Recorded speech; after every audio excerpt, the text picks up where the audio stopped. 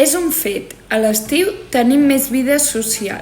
Entre que quedes amb l'amiga que fa temps que no veus, després algú comença vacances i ho voleu celebrar, i de sobte passes el dia a la platja i acabes sopant a una guingueta. Si no saps què és una guingueta, pregunta-li a l'Optimot, que és omniscient, ho sap tot. És més fàcil fer abús d'algunes substàncies, i concretament em refereixo a l'alcohol.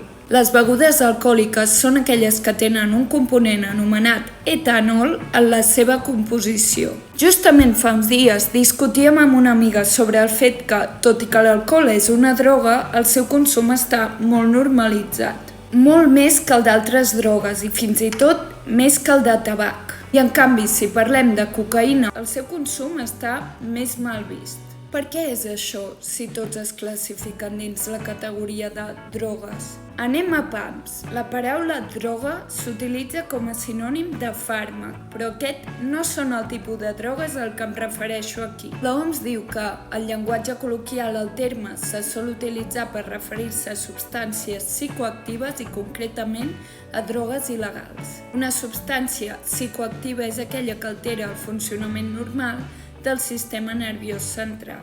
Partint d'aquí, què influeix en el fet que l'alcohol, tot i ser una droga, ens sembli inofensiu?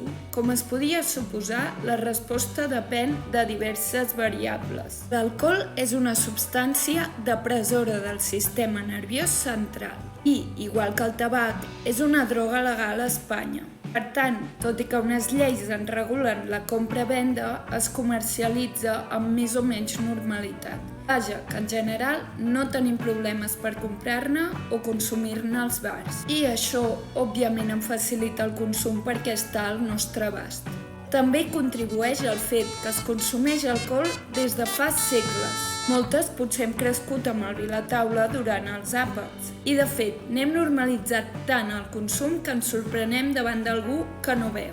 Recentment, el govern d'Espanya ha publicat un monogràfic on avalua diversos paràmetres relacionats amb el consum d'alcohol i com han evolucionat en els últims anys. I el document conclou que l'alcohol és la substància psicoactiva més consumida a totes les edats. Però aquesta substància suposa una sèrie de riscos per la salut. L'alcohol és un dels principals factors de risc per diverses malalties, des de patologies circulatòries o hepàtiques fins a càncer.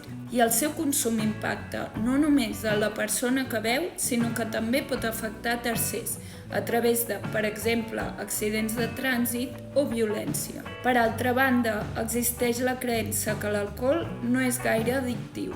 I si bé és cert que té un potencial addictiu menor que altres substàncies, el fet de consumir-ne habitualment pot fer que a poc es desenvolupi una addicció. Una addicció es defineix com el consum repetit d'una o diverses substàncies psicoactives fins al punt que el consumidor s'intoxica de manera contínua. El consumidor mostra un desig compulsiu de consumir i apareixen grans dificultats per interrompre aquesta conducta. I de què depèn desenvolupar o no aquesta addicció? Doncs depèn de l'edat d'inici de consum, de la quantitat que es beu i de la vulnerabilitat individual.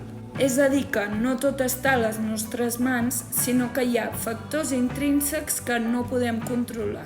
Les persones amb addicció desenvolupen tolerància, és a dir, que cada vegada necessiten més quantitat de la substància per assolir l'efecte desitjat. Per posar un exemple, al principi la necessitat potser se suplia amb una copa, però si la persona desenvolupa tolerància, potser n'hi faran falta 3 per suplir-la. També sol aparèixer la síndrome d'abstinència, un conjunt de símptomes d'intensitat variable que s'inicien quan s'atura el consum d'una substància psicoactiva que s'ha pres repetidament. Així que, resumint, que l'alcohol sigui una droga més acceptada que les altres ve donat pel fet que sigui una droga legal, per la facilitat per consumir-ne i per la llarga trajectòria de consum que portem.